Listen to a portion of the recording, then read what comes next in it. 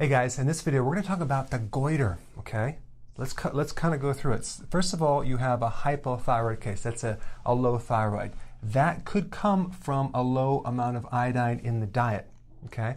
Now either you're not consuming it in the diet because it's not in the food because it's a trace mineral and our soils are so poor, or you could be eating certain foods that are pulling it out, okay? So there's even medications and drugs like sulfa drugs will deplete iodine, lithium will deplete iodine, perchlorate, that's in the water supply, that's why you need a house filter, that will cause a depletion of iodine. And then thiocyanate, that's from cigarette smoking. If you smoke, that chemical can pull iodine out of your thyroid. And then also different foods like yucca, soybean, pine nuts, strawberries, peaches, pears, bamboo shoots, sweet potato, cruciferous vegetables. All those have the capacity to deplete you of iodine. So it could be a thyroid situation coming from a lack of iodine, or it could come from a liver problem, or you're low in bile because your gallbladder is removed, in which case you can't convert T4 to T3. So that could be the cause, or it could be high levels of estrogen. A lot of women that are pregnant and they have a baby, during the process their thyroid goes down. That's because of the high amount of estrogen that can block the thyroid. Regardless of that situation, what happens when you're low in iodine, you're not making the thyroid hormones. And so therefore the feedback mechanism is going to go up to the pituitary and tell the pituitary to make thyroid stimulating hormone. And that hormone from the pituitary makes the thyroid enlarge. Okay, that's the purpose of it. So that sends back here because we're not getting the feedback loop, because when your thyroid is producing normal amounts of thyroid hormone, it should act as a feedback and turn off the pituitary so it can stop producing. But if it's not enough, it just keeps sending communication. It's on a little bit of a circuit, and the thyroid gets bigger. All right? Then you have Hashimoto's. That's an autoimmune situation where your thyroid is making antibodies that are attacking itself, in which case it's going to block the thyroid hormone. So you'll have low thyroid hormone, low iodine, sending a signal back up to the thyroid stimulating hormone, or not sending a signal back and causing the pituitary to stimulate the thyroid more to make it get bigger through the same mechanism.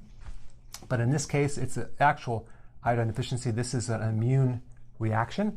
This is usually created by stress-induced autoimmune type problems. Most autoimmune is stress-related.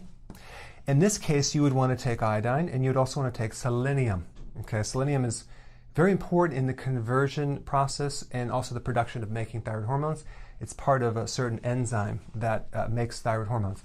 Also, it's very important in vitamin A to take vitamin A. If you're deficient in vitamin A, either this one or this one, if you're deficient in vitamin A, you're not going to make thyroid hormones that well. So you need vitamin A. Vitamin A is in animal products. It's in vegetables as a pre-vitamin A, but not the actual retinol, which is the active form, which is mainly in cod liver oil, egg yolks, and grass-fed dairy products, things like that. So, or you might not have a gallbladder and you can't pull in that vitamin A, so that's another source. So if you're taking selenium, you need about 200 micrograms. And by the way, what's really high in selenium is wheatgrass juice, which is interesting. Okay, so we got those two mechanisms, and then we have Graves', which is a high amount of thyroid hormone production. So it's a hyperthyroid problem. So that person has too much iodine, okay? So you're not going to give more iodine to a Graves' type situation. And the reason why the thyroid is enlarging with Graves' is because the immune system is creating another thing called thyroid stimulating immunoglobulin, TSI, and that is the thing that's making this get bigger, not the pituitary, but this immune reaction, okay? So you never want to give a person more iodine or sea kelp if they have Graves', because that's going to worsen it. You never want to give a person with Graves' like bile support or gallbladder support, because that will make more conversion and make more hormone, okay? So these foods would probably be good, not the chemicals, but the foods would be good for Graves' because it'll lower iodine. Okay. Now, I use a sea kelp from Iceland, which is a very pure, organic certified sea kelp, because There's not many oceans left that are clean.